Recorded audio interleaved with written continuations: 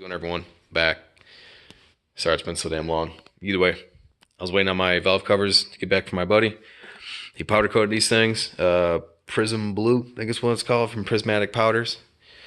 And they look absolutely cherry. And since then, I've also tapped the return for the fuel line here, or the fuel rail. And these are just some Chinesium pieces right here. And then with the throttle body intake manifold, or the forward-facing intake manifold, I welded my bungs on the back of here. Yes, as shitty as that looks, but it's not. I know it's gross. It's not going to leak. Just similar metals between between the bungs and the actual intake plenum. That's why it looks as bad as it does. This is my first time welding aluminum. I was having a hell of a time getting that electrode to cut between both, as opposed to just cooking the shit out of the bungs, you know. But got it down, and I only got two, as opposed to the many other bungs I could weld on here, because I'm going to run a little manifold. One of the bungs this is going to reference off one of them, and from here I'll branch that out to like my map, like the ECU, the wastegate, whatever the case may be, and then with the brake booster, the other bung is going to be for it only. And also, I've yanked out the old wiring harness. Here's that rat's nest right here. I've yanked it all out fully, so I'm not going to be using this at all. Too much weight, too much garbage, too many relays. I don't understand it.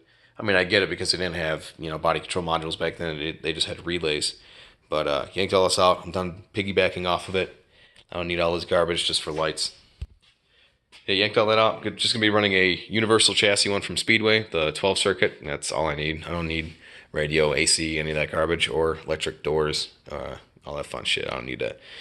But either way, so engine bay is not entirely bare. Still have a couple stuff in here, but he yanked out all the old engine management as well. Sold that. Thankfully, someone bought that off me.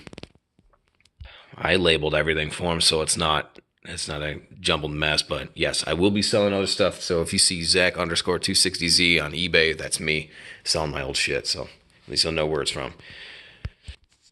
So I'm just going through inspecting. I yanked out all of the interior pieces, as you can see. I got the dashboard up there, got the seats chilling.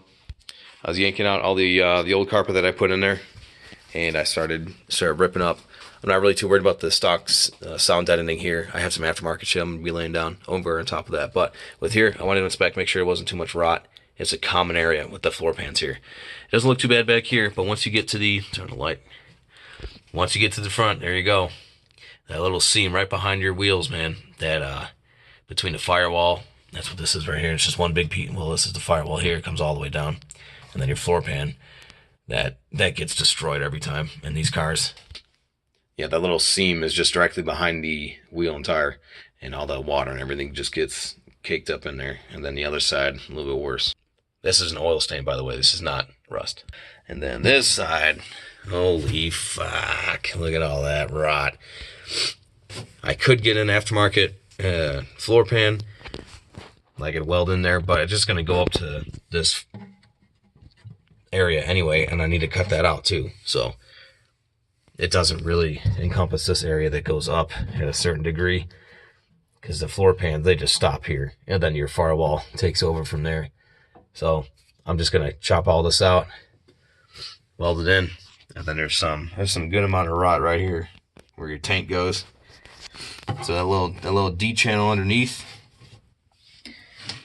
little holes in the D channel underneath these cars, and they just get filled up with water, and that is a very common area for that shit. So as expected, 45-year-old car, even if it's been in the desert, this thin Japanese steel from back in the day, it loves to fucking rot. So that's as expected. And again, so the dash is out. All my interior pieces are back here. Taillights are out, so I can swap in the sick, dope JDM ones in there. Yeah, so this is the aftermarket sound deadening that I got. Here's your 80 mil. This will do up to 36 square feet. And then here's your 50 mil. This will do 50 square feet. Yes, 50 square feet. So this is Killmat. I think they're literally the same thing, just producing the same factory probably. But so the thicker stuff will go underneath my feet. This stuff will go on the doors and the back area, little trunk area. Of course, that sound deadening will be after I'm all done welding those pieces in. But yeah, the big thing with the 260 of why the wire harnesses are such assholes is that they had the safety interlock thing where if your seatbelt wasn't fastened, you weren't able to fire off the ignition coils. That was pretty stupid. And they just had relays everywhere in this friggin' thing, like little warning buzzers. It was ridiculous. But yeah, that's where I'm at. If you think this isn't, if I'm not afraid to do this shit, you're wrong. This shit sucks, man. I don't want to be cutting into my car. What the fuck? But I'm gonna do it. I don't care.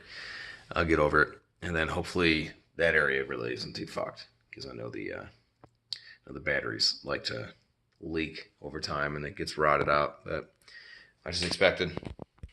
Pretty sure the guy before me daily drove this friggin' thing. Even in Vegas where I got it. Because this thing had some good pitting on it. But like I said, Japanese steel, yes it is thin, strong, but it's just over time, man. I don't know, it's just way too thin. And for just whatever, so here's that seam that I was talking about. Here's underneath on the passenger side. The driver's side is even worse, obviously. But there's that little channel I was talking about. And by the way, man, if you have an old Z, don't fucking jack from it. Don't jack from this channel right here. Cause that's not jack from your either your diff or underneath your front cross member. It's the strongest parts right there. And I guess if you have to, absolutely have to, then do it from your pinch welds here. But I don't know, man. I can't tell you how many Z's I've seen over the years where it's just, these are blown out, dude. And there's that little hole. It just sucks in all that water and then just rots out. It's great. Love it. And there's a couple more rot spots that I'm starting to see, but the more I pay attention to that shit, I'm never going to get this damn car done. So then we're just going to patch up the floor, worry about the interior, get this engine in so I can mock up all the mounts and stuff. And no, I'm not going to lob these pieces off because a lot of people love doing that. They're like, well, I can't facilitate for my new engine, brother, so they lob off those pieces. I'm going to try to keep them as best I can. I don't want to cut into this car any more than I have to. I already feel bad enough. But yeah, a lot of shit ahead of me, but it'll get done, and I'll be driving this bitch in no time. Thanks again for watching, man. 346 subs. That's pretty cherry. Appreciate it. I'll talk to you guys soon.